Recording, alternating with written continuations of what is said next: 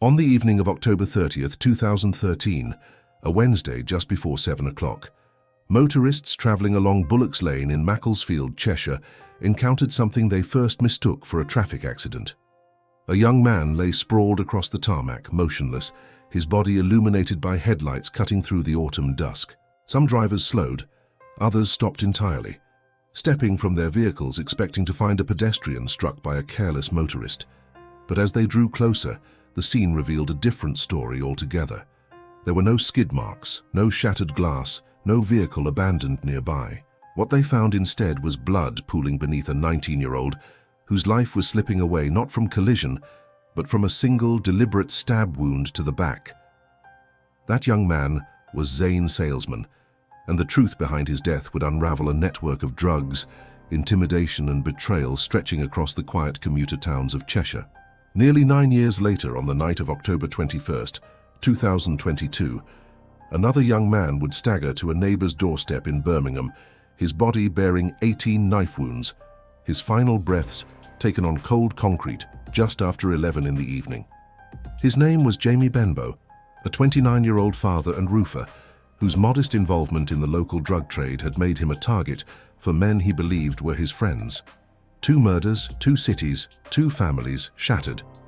Both crimes rooted in the same brutal logic of organized street-level narcotics, where loyalty is currency and betrayal is answered with blood. This is a true crime documentary about how relentless investigation, forensic science, and old-fashioned police work brought 2 separate sets of killers to justice, and how the systems meant to protect young men like Zain and Jamie often arrive too late to save them.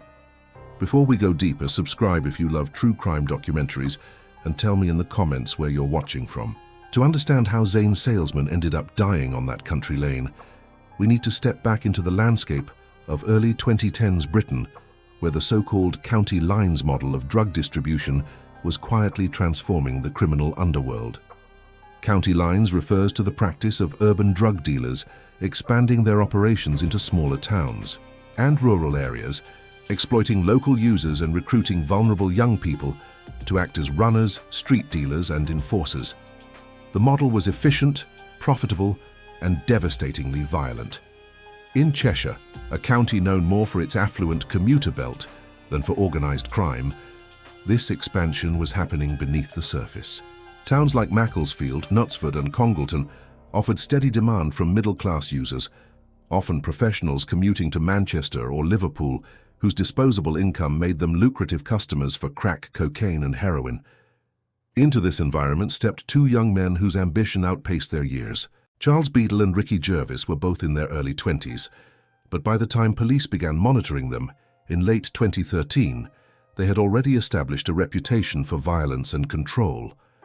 Neither came from privileged backgrounds, and both had grown up in environments where petty crime, weapon carrying, and territorial disputes were normalized. By their late teens, each had accumulated criminal records that signaled not just youthful rebellion, but a deliberate choice to pursue power through fear. What set them apart from other small-time dealers was their business acumen. They understood that controlling supply was as important as controlling territory. To that end, they forged a partnership with a man named William Dale, a canal barge operator who had discovered an unusual niche in the narcotics trade. Dale used the network of waterways threading through Cheshire to move bulk quantities of heroin and crack cocaine, a method that avoided the road checkpoints and surveillance that plagued urban smuggling routes. With Dale as their supplier, Beedle and Jervis could offer consistent product at competitive prices, allowing them to dominate the local market.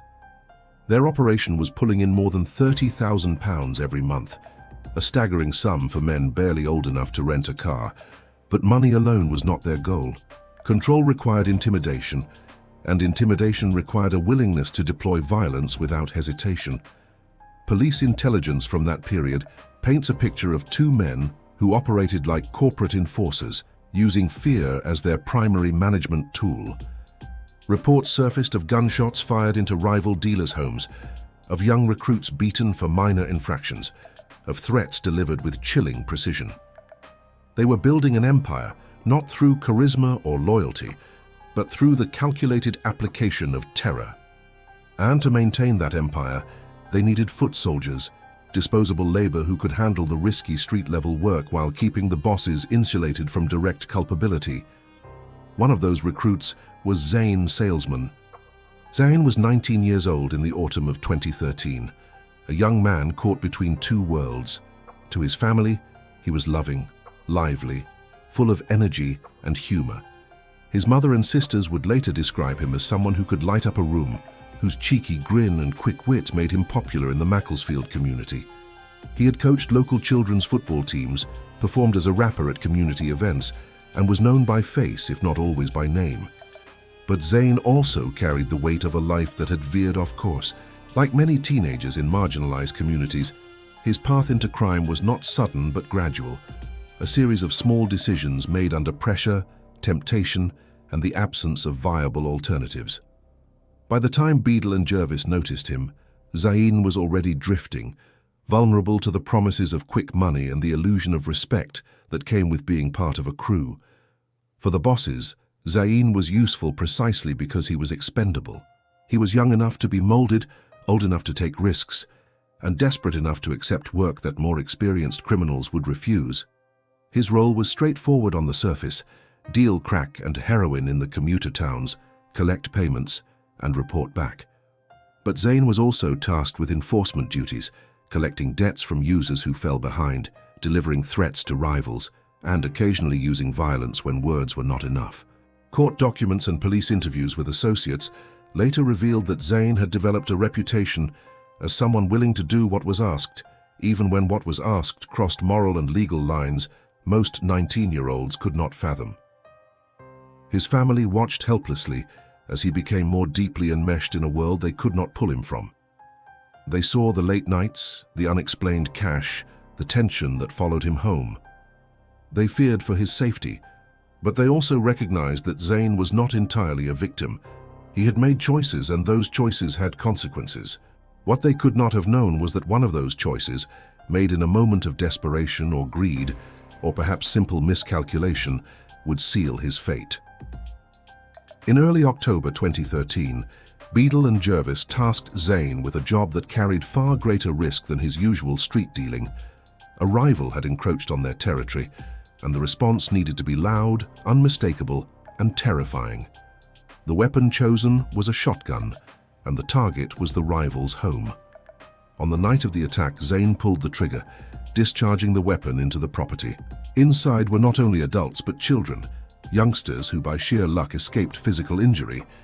The blast tore through walls and windows, a statement of dominance that left no room for misinterpretation. In the hierarchy of gang violence, such acts are both tools of control and tests of loyalty.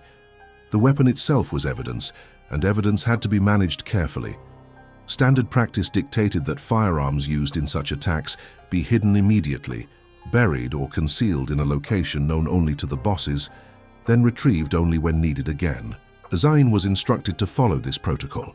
He buried the shotgun as ordered, but then, in a decision that would prove fatal, he dug it up again and sold it. The reasons remain unclear.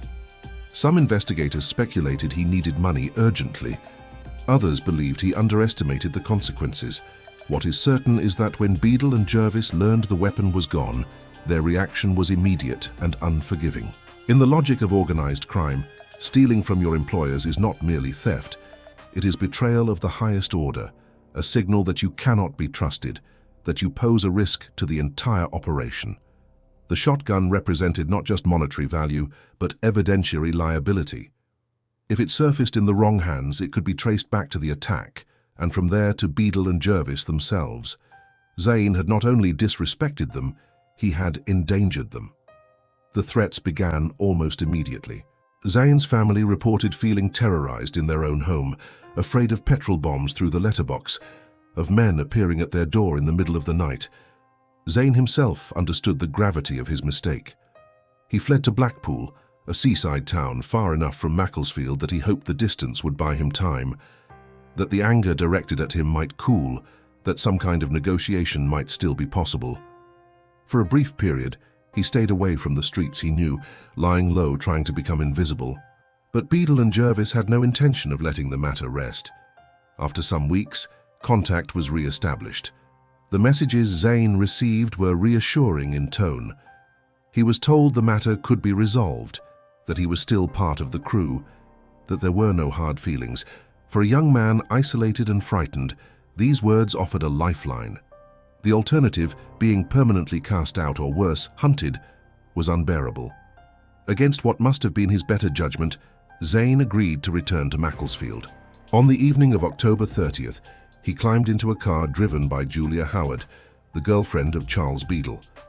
The stated purpose of the trip was to search for the missing shotgun, to retrace steps and see if it could be recovered. To Zain, the presence of Howard in the driver's seat was a reassuring detail. Why would Beedle send his girlfriend along if violence were planned? Why would a woman be involved in something dangerous?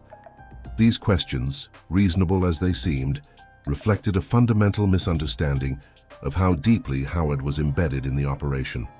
She was not a bystander or an unwitting participant. She was complicit, a trusted member of the inner circle whose role that night was to make Zain feel safe. The car left Macclesfield and headed toward Bullock's Lane, a quiet stretch of road bordered by woodland, far from traffic and prying eyes.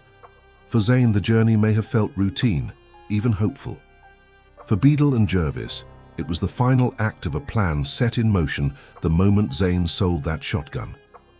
The car stopped along the lane and Zain was led into the trees.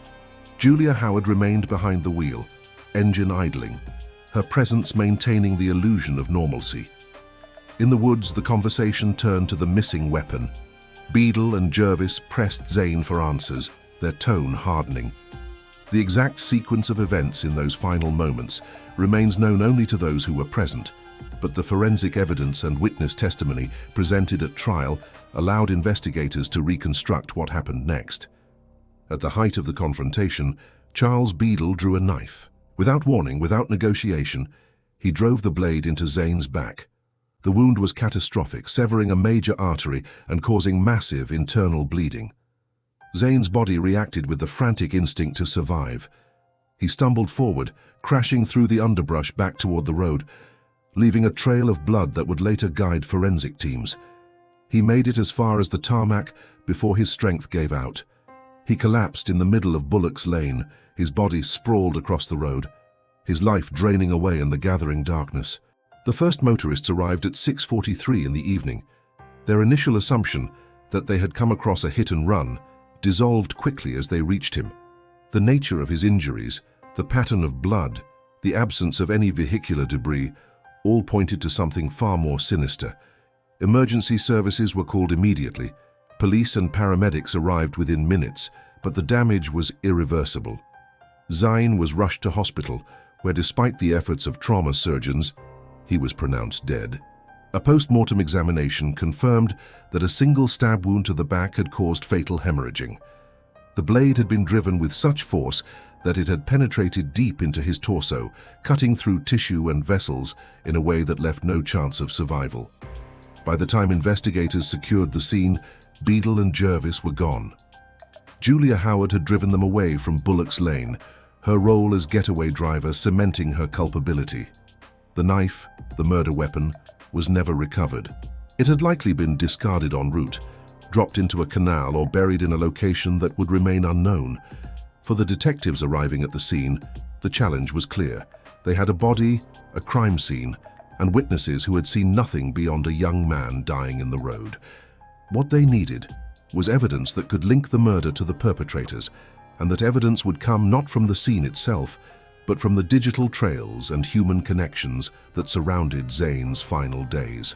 The investigation into Zain Salesman's murder began with a simple but powerful tool, his mobile phone.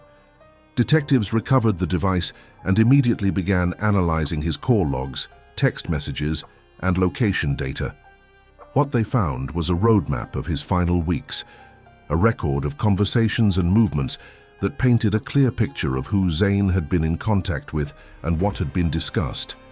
In the days leading up to his death, there was frequent communication between Zain and both Charles Beedle and Ricky Jervis, but one exchange stood out with particular clarity. Zain had sent a message expressing fear, stating explicitly that he believed he was being set up. The response from Jervis was reassuring, calming. designed to convince Zain that his concerns were unfounded, that he was safe, that the meeting was simply to sort things out. For the prosecution, this exchange would become central to their case. It demonstrated premeditation. It showed that Zain had been lured back under false pretenses, and it established that Jervis, at minimum, was aware of the plan. The second major breakthrough came from identifying the vehicle. Julia Howard had driven Zain to his death, and once police identified her as Beedle's girlfriend, the pieces began falling into place. When questioned, Howard initially offered the cover story that had been prepared. They had been searching for the missing shotgun, but detectives quickly dismantled this narrative. There was no evidence that any such search had taken place, no indication that Zain had led them to a location where the weapon might be found. The story was a fabrication, designed to justify the trip and to explain Zain's presence in a remote area. Forensic evidence added further weight. While the knife was never found, investigators recovered clothing and other materials that placed Beedle and Jervis at or near the scene. Traces of blood, fibers, and other physical evidence were analyzed and matched to the timeline constructed from phone records and witness statements. The vehicle itself, Howard's car, was examined and found to contain trace evidence consistent with the movements described by witnesses and the patterns of blood found along Zain's path from the woods to the road. Beyond the physical evidence, detectives also drew on intelligence they had been gathering about Beedle and Jervis for months. The two men were already under surveillance as part of a broader investigation into County Line's drug distribution. Police knew about their operation, their methods, their associates, and their willingness to use violence. The murder of Zain Salesman fit perfectly into the pattern of behavior they had been documenting. It was not a random act of violence. It was the logical endpoint of a criminal enterprise built on intimidation and enforcement. The motive was clear. Zain had betrayed them by selling the shotgun, and in their world, such betrayal demanded a lethal response. With phone data, witness testimony, forensic evidence, and established motive, detectives had enough to move forward. The first arrests came swiftly. Within hours of Zain's death, 3 men, 2 aged 22 and 1 aged 21, were taken into custody on suspicion of murder. These initial arrests reflected the speed with which investigators were moving, casting a wide net to ensure that anyone connected to the crime was accounted for. On November 2nd, just 3 days after Zain's body was found, Ricky Jervis was formally charged with murder. The other 2 men arrested earlier were released on bail as the investigation continued. 2 days later, on November 4th, Charles Beedle was also charged with murder. That same day, the scope of the investigation widened further. 2 women aged 26 and 35, along with a 23-year-old man, were arrested on suspicion of assisting an offender. All 3 were later released on bail, but their arrests signaled that detectives were looking beyond the immediate act of murder to the network of people who had helped cover it up. The arrests did not stop. On November 12th, police confirmed that 2 more suspects had been detained. A 24-year-old man was arrested on suspicion of murder, and a 23-year-old man was arrested on suspicion of assisting an offender. Both were questioned and held in custody as officers worked to piece together every movement, every conversation, every action taken before and after Zain's death. By mid-November, the case had expanded into a complex web involving multiple suspects, but at its core, the focus remained on Beedle and Jervis. The evidence against them was overwhelming, and detectives were confident they had identified the men responsible for Zain's murder. What remained was to prove it in court, to present the evidence in a way that left no room for doubt, and to ensure that justice was served not just for Zain, but for a community that had been terrorized by 2 men who believed themselves untouchable. The trial opened at Chester Crown Court in early 2014. For 6 weeks, the courtroom became the stage on which the prosecution laid out its case in meticulous detail. Jurors heard testimony from witnesses who had seen Zain in his final days, from forensic experts, who explained the nature of his injuries and the evidence recovered from the scene, and from investigators who traced the phone records and movements of the accused. They heard about the shotgun attack, about Zain's flight to Blackpool, about the reassurances that lured him back. They heard Julia Howard described as an accomplice who had played a critical role in making Zain feel safe enough to climb into that car. They heard about William Dale, the canal barge dealer whose supply network had fueled the operation. And they heard about the culture of violence and intimidation that Beedle and Jervis had cultivated. A culture in which a 19-year-old could be murdered for a single act of betrayal. The defense sought to cast doubt, to argue that the evidence was circumstantial, that phone records and forensic traces could be interpreted in multiple ways. But the prosecution's case was built on a foundation too solid to crack. The phone messages in which Jervis reassured Zain were read aloud, their manipulative intent laid bare. The forensic evidence was presented with precision, each piece fitting into the larger narrative, and the motive, clear and undeniable, was explained in the language of gang dynamics, where loyalty is enforced through fear and betrayal is punished with death. In May 2014, the jury returned its verdict. Charles Beedle and Ricky Jervis were both found guilty of murder. Each was sentenced to life imprisonment with a minimum term of 27 years before they could even be considered for parole. Julia Howard, convicted of assisting an offender, was sentenced to 3 years in prison. William Dale, the supplier whose canal network had made the operation possible, was jailed for 14 years on serious drug and firearms charges. Other associates, whose names appeared in news reports but whose specific sentences were not detailed, were also jailed for offences including perverting the course of justice and firearms violations. For Zain's family, the verdicts brought a measure of closure but no real peace. They had lost a son, a brother, a young man whose life had been cut short by men who saw him as nothing more than a disposable asset. In statements to the media, they spoke of their grief, their anger, and their hope that Zain's death might serve as a warning to other young people being drawn into the world of gangs and drugs. But the reality is that warnings, no matter how heartfelt, rarely penetrate the complex web of poverty, peer pressure, and limited opportunity that pushes teenagers like Zain toward crime. The case of Zain Salesman stands as a stark example of how county lines operations exploit and destroy young lives, and how even those who participate in violence can themselves become victims of the systems they serve.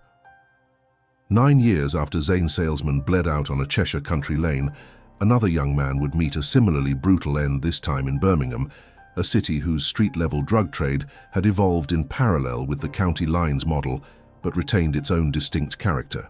Jamie Benbow was 29 years old in October 2022, a roofer by trade, known in his community for his easy manner and his devotion to his young son. His family would later describe him as a loving father, a man whose presence made people feel at ease, whose generosity extended to friends and strangers alike. His sister spoke of him as big-hearted, the kind of person who would drop everything to help someone in need. But Jamie, like Zain, lived a life of contradictions. Court testimony and police reports revealed that he dealt drugs on a modest scale, primarily to acquaintances and friends around the Berlin Arms pub on Old Wharfs Road. It was not a large operation, nor was it particularly sophisticated. Jamie sold small amounts, enough to supplement his income but not enough to attract the attention of major organized crime groups.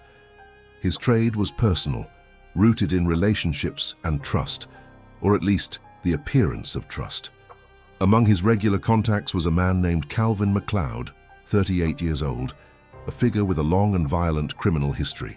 McLeod's record stretched back years and included convictions for robbery, possession of offensive weapons, and grievous bodily harm with intent.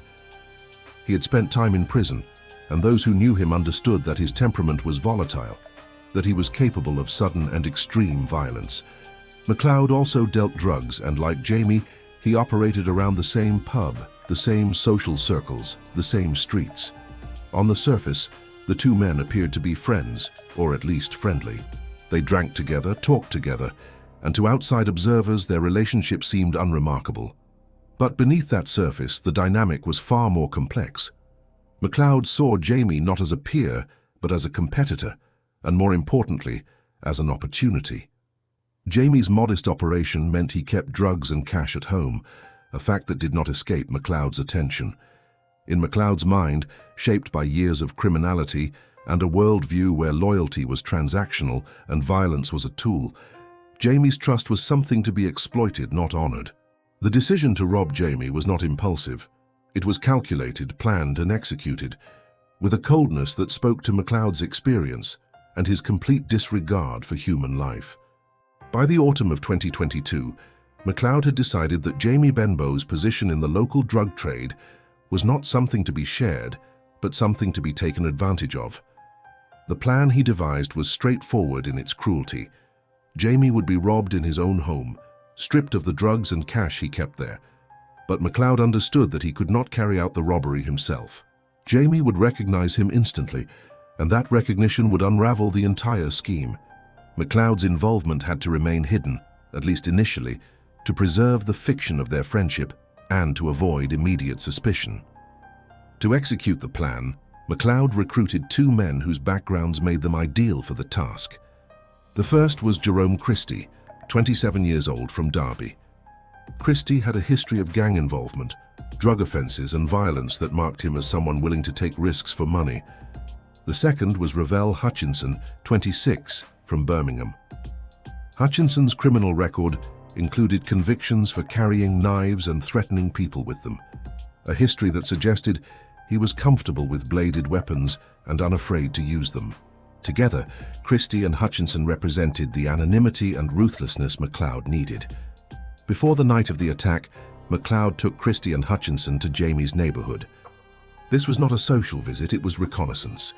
They identified Jamie's house, noted the layout of the street, observed the patterns of movement in the area. McLeod kept his hood up and his profile low during these trips, ensuring that Jamie would not spot him and become suspicious. The planning was meticulous. They would strike at night when Jamie was most likely to be alone, vulnerable and unprepared. The robbery was framed as a simple smash and grab, get in, take what they wanted and get out. But in practice, the plan carried an implicit understanding that violence would be necessary, and that violence, once initiated, could escalate beyond control. On the evening of October 21st, 2022, Jamie Benbow was last seen at the Boleyn Arms pub. It was a Friday night, and nothing about the evening seemed out of the ordinary. Jamie left the pub and returned home, unaware that the final hours of his life were already in motion. Just after 11 o'clock, two men, Jerome Christie and Ravelle Hutchinson, pulled up outside Jamie's house on Washington Drive, a quiet cul-de-sac in Birmingham. Their hoods were raised, their movements deliberate. Acting on the orders of Calvin McLeod, they forced their way inside. What followed was a brutal and sustained attack. Jamie was stabbed 18 times. The wounds were distributed across his body, evidence of a frenzied assault that went far beyond what was necessary to subdue him. The fatal blow was a deep stab wound to the upper right side of his chest, a strike that pierced vital organs and caused catastrophic internal bleeding. Jamie's body also bore defensive wounds, cuts and slashes on his hands and arms, that showed he had fought back, that he had tried desperately to protect himself against two armed intruders. Bleeding heavily, Jamie managed to stagger from his home. He made it as far as a neighbor's doorstep before collapsing. Neighbors who heard the commotion rushed out and found him there, barely conscious, his life slipping away. They called emergency services, and paramedics arrived within minutes, but there was nothing they could do. Jamie Benbow died where he fell, on the doorstep of a home not his own, surrounded by neighbors who had known him by sight, if not by name. For Christie and Hutchinson, the robbery had succeeded. They took cash and drugs from Jamie's home before fleeing the scene. For Jamie's family, the news of his death shattered their lives in an instant. His young son, who would now grow up without a father, became the living embodiment of the tragedy. In the days that followed, tributes flooded Washington Drive. Flowers, candles, and handwritten notes lined the cul-de-sac, many bearing messages of love and remembrance. Friends wore white t-shirts printed with slogans like "Justice for Jamie and Benbow 29 forever," turning their grief into a public demand for accountability. The investigation into Jamie Benbow's murder began immediately. West Midlands Police launched a major homicide inquiry, and Washington Drive was transformed into a crime scene. Forensic tents were erected, officers cordoned off the area, and detectives began the painstaking work of gathering evidence. It did not take long for the first critical piece of evidence to surface. In a nearby park, officers recovered a knife believed to have been used in the killing. Forensic analysis confirmed that the blade matched the wounds on Jamie's body, tying it directly to the attack. The knife's recovery was a significant breakthrough, but it was only the beginning. Inside Jamie's home, it was clear that robbery had been the primary motive. Cash and drugs were missing, and the scene bore the hallmarks of a targeted attack rather than a random act of violence. Detectives also turned their attention to Jamie's social circle, particularly those he dealt drugs with and to. The name Calvin McLeod surfaced quickly. Investigators knew of McLeod's criminal history, and they knew he moved in the same circles as Jamie. Phone records provided the next major lead. Cell site analysis revealed a pattern of communication between McLeod and the two men who carried out the attack, Jerome Christie and Ravelle Hutchinson. Messages and call data placed McLeod in contact with them before and after the murder. A digital trail that painted him as the orchestrator who had set the robbery in motion while keeping himself physically removed from the scene. For Christie and Hutchinson, additional evidence came in the form of their movements after the killing. Surveillance footage, witness accounts, and further phone data showed them leaving the scene, disposing of incriminating evidence, and dividing the stolen money. Clothes worn during the attack were destroyed in an attempt to eliminate forensic traces, but investigators were able to recover enough physical evidence to link both men to the crime. Piece by piece, the homicide team built a case that was both comprehensive and damning. This was not a crime of passion, not a spontaneous fight that had escalated out of control. It was a robbery for financial gain, motivated by greed, and executed with premeditated violence. Within days of the murder, police moved to arrest the suspects. Calvin McLeod was the first to be taken into custody and formally charged. As the investigation progressed, Christie and Hutchinson were also tracked down and arrested. By the spring of 2023, all three men stood accused of murder, awaiting trial at Birmingham Crown Court. The trial began in June 2023 and lasted 6 weeks.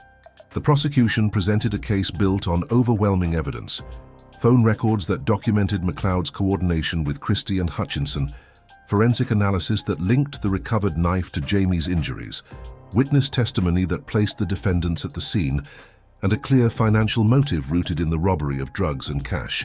The defense attempted to argue that the evidence was circumstantial, that the phone records could be explained in other ways, that the presence of the defendants in the area did not necessarily mean they were involved in the murder. But the prosecution dismantled these arguments systematically. The phone data was too precise, the forensic evidence too consistent, the timeline too clear. The jury heard detailed testimony about the reconnaissance trips McLeod had taken Christie and Hutchinson on, about the planning that had gone into identifying Jamie's home, about the deliberate decision to strike when Jamie was alone. They heard about the 18 stab wounds, about the defensive injuries that showed Jamie had fought for his life, about the blood trail he left as he staggered toward help that came too late. They heard about the stolen drugs and cash, about the division of the proceeds, about the attempts to destroy evidence in the aftermath. And they heard about McLeod's violent history, about his willingness to use others to carry out his plans, about the cold calculation that allowed him to betray someone he had once called a friend. When the verdicts were returned, all three men were found guilty of murder. Passing sentence, Judge Francis Laird Casey spoke directly to the gravity of the crime. He described the killing as a murder for gain, an act of betrayal motivated solely by greed. He condemned the callousness of McLeod's decision to send others to carry out a brutal attack while keeping himself at a distance. He noted the impact on Jamie's family, particularly his young son, who would grow up without a father because of the defendant's actions. Calvin McLeod was sentenced to life imprisonment with a minimum term of 26 years. Jerome Christie received life with a minimum of 28 years. Ravelle Hutchinson was given life with a minimum of 25 years. For Jamie's family, the sentences offered a measure of justice but no real closure. Their grief remained raw and undiminished, a permanent scar left by men who valued money and drugs more than human life. The cases of Zain Salesman and Jamie Benbow, separated by nearly a decade and unfolding in different cities, are bound together by the same underlying pathology. Both were young men whose involvement in the drug trade, whether as exploited recruits or modest operators, placed them in the orbit of individuals who viewed violence as a legitimate business tool.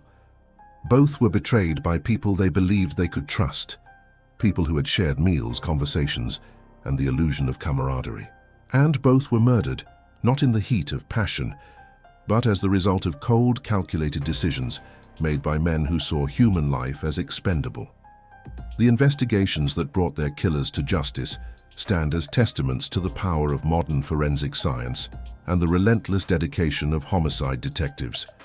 In both cases, it was the painstaking analysis of phone records, the meticulous recovery and examination of physical evidence, and the willingness of investigators to pursue every lead, no matter how small, that ultimately secured convictions. These were not cases solved by dramatic breakthroughs or sudden confessions. They were solved through hard work, attention to detail, and an unwavering commitment to holding the guilty accountable. But beyond the procedural success, these cases also raise uncomfortable questions about the systems that allowed these tragedies to unfold. Zain Salesman was a teenager exploited by older criminals, drawn into a world of violence and drugs through a combination of vulnerability, pressure, and the absence of better options. His murder was the direct result of a gang structure that treats young recruits as disposable assets, to be used and discarded when they become liabilities. Jamie Benbow was a small-time dealer who posed no real threat to anyone beyond his immediate circle. Yet he was targeted and killed by men driven by greed and entitlement. Both cases expose the brutal reality of street-level drug economies, where loyalty is a fiction, where friendships are transactional, and where violence is always just beneath the surface. The families of Zain and Jamie continue to live with the loss.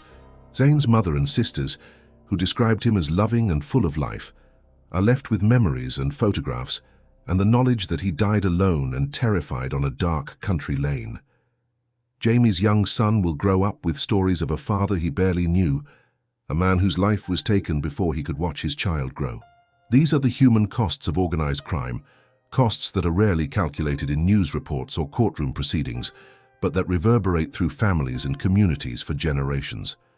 The convictions of Charles Beedle, Ricky Jervis, Calvin McLeod, Jerome Christie, and Ravelle Hutchinson represent justice served, but they do not undo the harm that was done.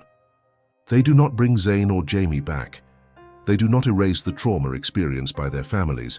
What they do offer is accountability, a recognition that violence, no matter how normalized within criminal subcultures, will be met with consequences.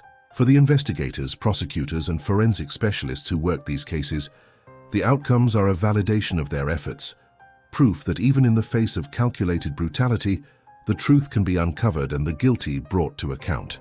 For the communities of Macclesfield and Birmingham, these cases serve as reminders of the dangers that lurk just beneath the surface of ordinary streets, and of the importance of vigilance, intervention, and support for young people who might otherwise be drawn into the same dark world that claimed Zain and Jamie.